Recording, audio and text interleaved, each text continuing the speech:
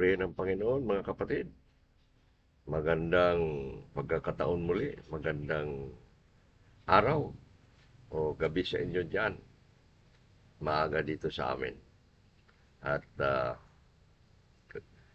tayo nagpapasalamat pa rin na tayo narito upang makinig, upang magkaroon ng panahon ng pangangaral ng salita.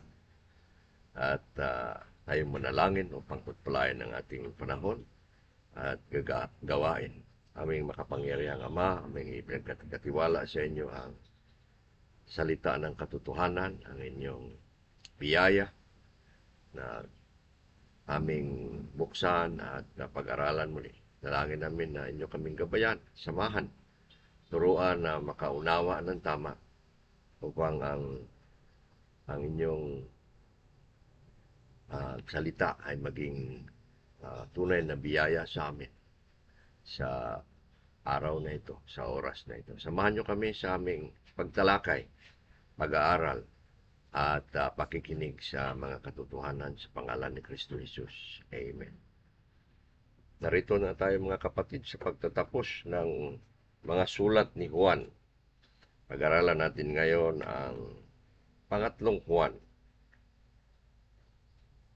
Pinag-aralan natin ang 1 Juan at may kahabaan yan at mahigit na 20 mensahe at nakalipas pinag-aralan natin ang mga babala doon sa pangalawang Juan. Dito tayo sa pangatlong Juan at pag-aralan natin ang tatlong tao, tatlong personalidad na magiging personalidad din sa mga iglesia. Siyang pagpapatunay ni Juan na sa iglesia ay mayroong tatlong personalidad. Pag-aralan natin ang tatlong mga tao at personalidad sa pangatlong Juan. At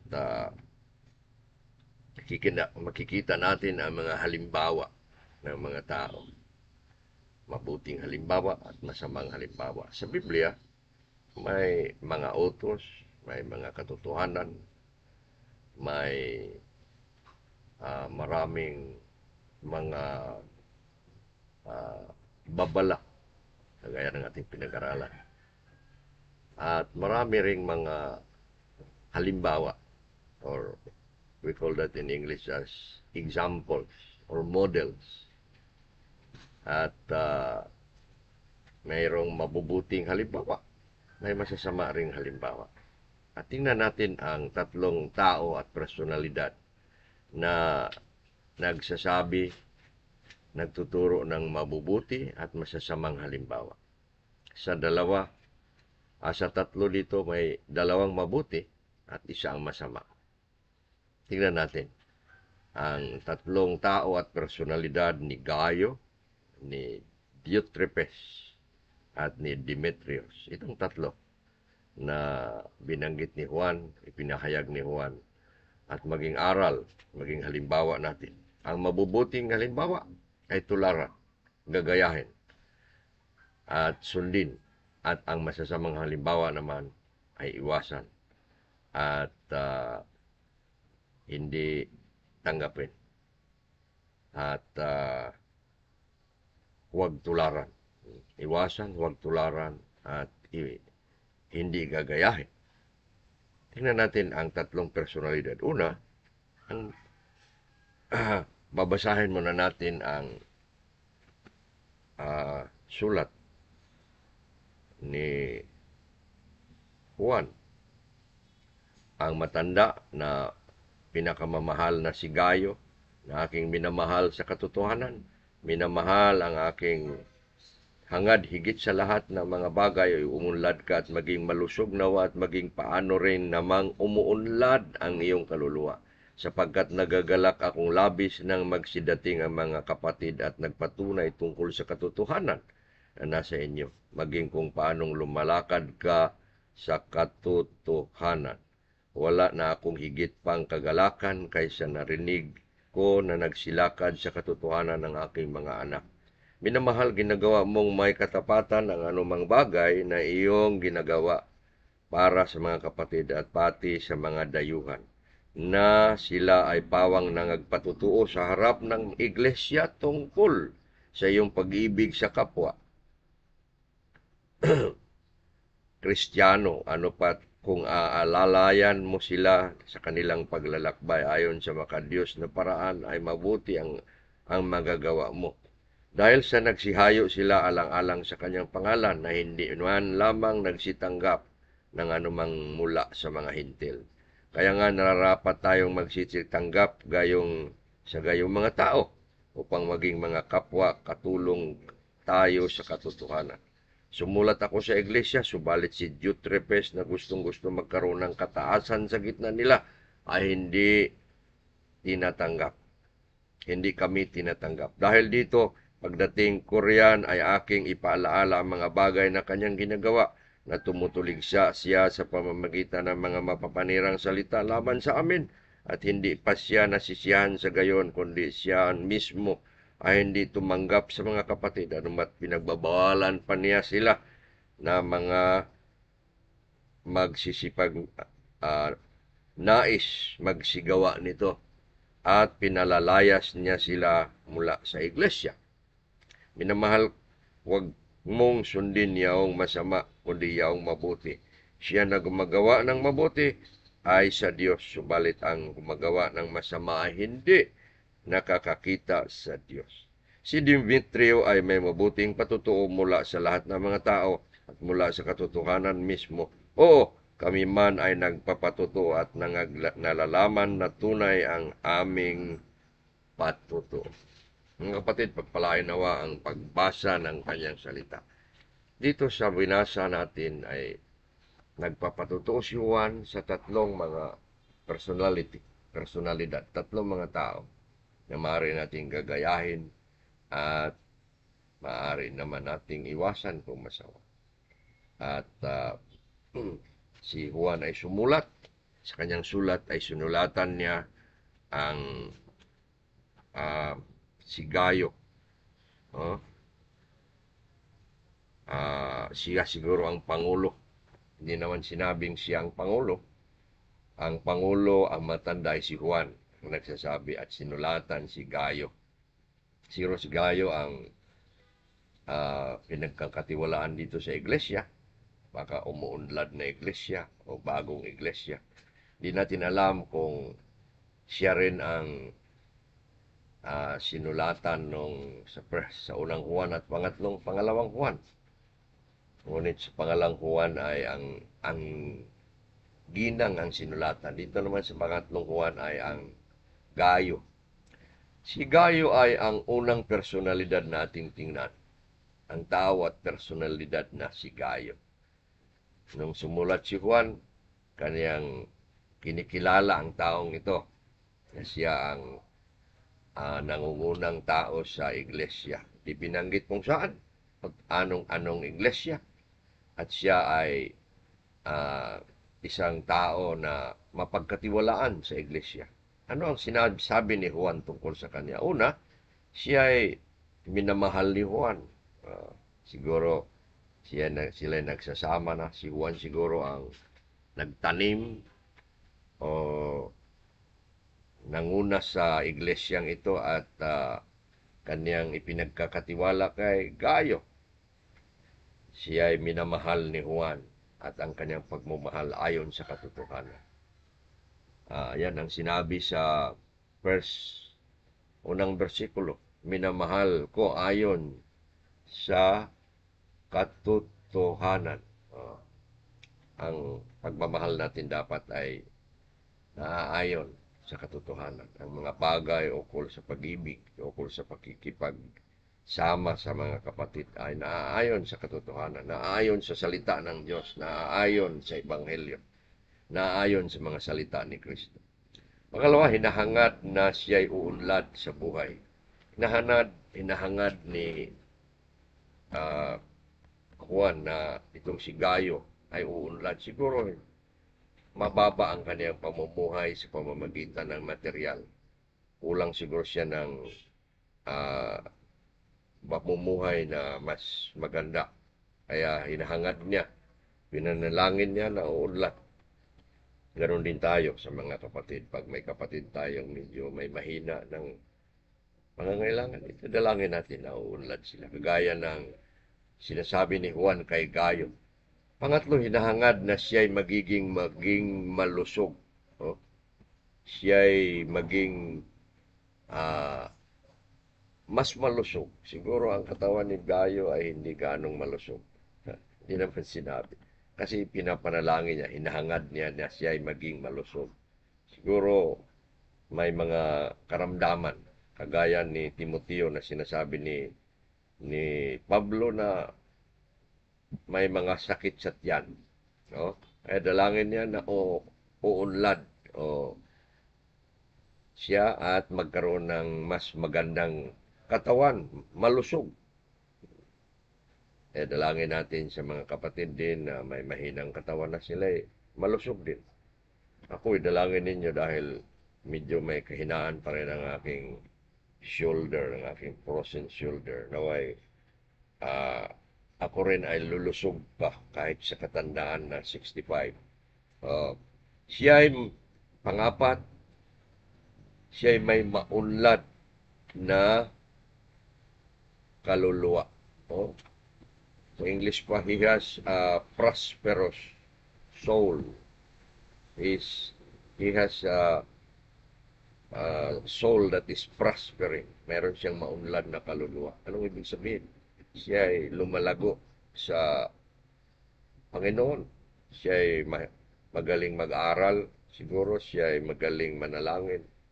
Siya ay naghahayag at nagpapahayag ng kaniyang pananampalataya. Siya ay umunlad sa loob ng iglesia bilang isang tagapanguna at umunlad sa labas na kinikilala ng mga tao.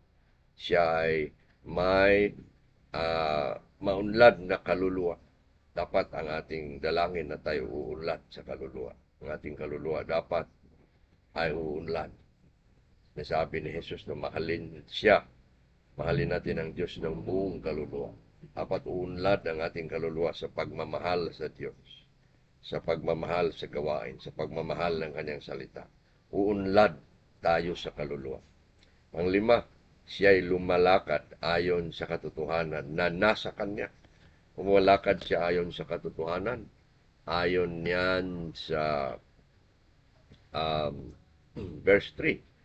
Nagagalak akong nang magsidating ang mga kapatid at nagpatunay tungkol sa katotohanan na nasa inyo. Yung mga tao noon ay nagsasama-sama. Ang taga rito pupunta roon, ang taga roon papunta rito. Sila ganon. Siguro mga negosyo, mga pangangaral, mga pagsama-sama nila nagpapatutuo kay Juan na siya ay lumalakad sa katotohanan. Sila daw ay lumalakad. At sila ay nagsasabi ng katotohanan. Naghahayag na sila ng katotohanan ng Ebanghelyo. At sinabi nila na sa kay Gayo. Dapat si Gayo sa katotohanan. Siya ay lumalakad ayon sa salita ng Diyos, sa katotohanan. Ayon sa Ebanghelyo, ang salita ng katotohanan. At ayon rin kay Kristo ang katotohanan. Siya ay matapat sa lahat ng kanyang ginagawa. Sinasabi sa verse 4, no? Sinabi ni Juan na ginagawa mong katapatan ang anumang bagay na inyong ginagawa. Anumang ginagawa ni Juan, ni Gayo, ayon kay Juan ay matapat. Matapat siya sa kaniyang mga ginagawa. Ito ang magandang hanapin sa atin na tayo matapat, na tayo patuloy na gumagawa ng tama, na matapat. Patuloy tayo na makinig, patuloy tayo na nag-aaral, patuloy tayo na tumatatag, lumalakas. Matapat tayo sa lahat ng ating ginagawa. Katapusan siya ay mapagmahal sa kapwa. Ang kanyang pag-ibig ay makikita. Ayon sa versikulo 6, no, na sila pawang nagpapatuo sa harap ng iglesia tungkol sa iyong pag-ibig. Narinig ni Juan ang pag-ibig ni Gayo sa mga kapatid. At dapat marinig din sa atin na tayo ay may pag-ibig sa kapatid. May pag-ibig sa gawain, may pag-ibig sa Diyos. Yan si Gayo, ang unang tao at personalidad sa pangatlong Juan. Tingnan natin si Eutrepes, ang pangalawang personalidad. Siya ang masamang personalidad, masamang tao. Tingnan natin, siya ay isang mapagmataas. Ayon sa verse 9, subalit si Eutrepes na gustong-gustong magkaroon ng kataasan sa gitna nila ay hindi kami tinanggap. Itong si Eutrepes ang masamang tao at masamang personalidad. Sinasabi ni Juan na siya ay mapagmataas, mayabang. Hindi daw sila tinanggap noong pinadala ni Juan ang mga tao upang makisama, magdagdag siguro ng mga aral, hindi natin alam, ay hindi sila tinanggap. Siya ay mapagmataas. Sinabi ni Juan na gustong-gustong magkaroon ng mataas na posisyon. Ayaw niya na ibababa siya. Ayaw niya na ilagay siya sa hindi tama ayon sa kanyang tingin. Gusto siya na siya mangulo. Siguro gusto niyang ayaw magpasakop kay Gayo na kinikilala ni Juan na pangulo doon. Siya ang gustong magmataas at mapagmataas. Siya ay mayabang. Pangalawa, siya ay hindi nagpapasakop. Siya ay pinuntahan upang sabihan, turuan, ngunit hindi siya nagpapasakop. Sinabi ni Juan na siya ay tumutuligsa sa pamamagitan ng mapanirang mga salita. Siya ay hindi nagpapasakop. Siya ay hindi nagpapaturo. Siya ay ayaw na sabihan ng mga tamang bagay kung saan siya o ano ang dapat niyang gawin. Dapat tayo magpapasakop kung tayo ay naroon sa iglesia, kung ano ang itinuturo sa atin, ay dapat tayo nagpapasakop. Siya ay may mapampanirang salita, hindi lang siya hindi nagpapasakop, naninira siya. Nasabihan niya ang iba ng masama. Masamang halimbawa, masamang bibig. Maruming bibig si Diotrepes at hindi dapat tularan. Ang ating mga bibig, ang ating mga bunganga dapat ayon kay Pablo sa Efeso 4:29 na dapat puno ng biyaya at magkaroon ng ligaya at mabubuting isip ang iba pag narinig ang ating mga salita. Hindi kagaya ng kay Eutrepes na may mapanirang salita. Pangapat, siya ay isang manggugulo. Simula ng gulo. Ayon sa versikulo 10, siya ay nanggugulo. Ano ang gulo niya? Siya ay hindi tumatanggap sa mga kapatid at pinagbabawalan pa ang mga kapatid na gagawa ng gawain doon. Pinapunta ang mga kapatid upang magkaroon ng samahan. Hindi sila tinanggap ni Eutrepes. Siya ay isang manggugulo. Siya ay isang tao na ayaw sa pagkakaisa. Hindi siya tumanggap at hindi niya sila binigyan ng pagkakataon pa na gagawa para sa kanila. Siguro may aral doon o may pagsama-sama, may seminar o may fellowship. Itong si Eutrepes, isang manggugulo. Katapusan siya ay halimbawa ng kasamaan. Siya ginawa ni Juan na babala sa mga tao na huwag tularan. Sa verse 11, minamahal, huwag mong sundin yaong masama, kundi yaong mabuti. Siya na gumagawa ng mabuti ay sa Diyos at siya na gumagawa ng masama ay hindi pa nakakita. sabihin si Diotrepes ay hindi talaga Kristiyano, hindi nakakilala sa Diyos. Naroon siya sa iglesia. Isang manggugulo, isang mayabang, isang may mapanirang salita. Hindi nagpapasako.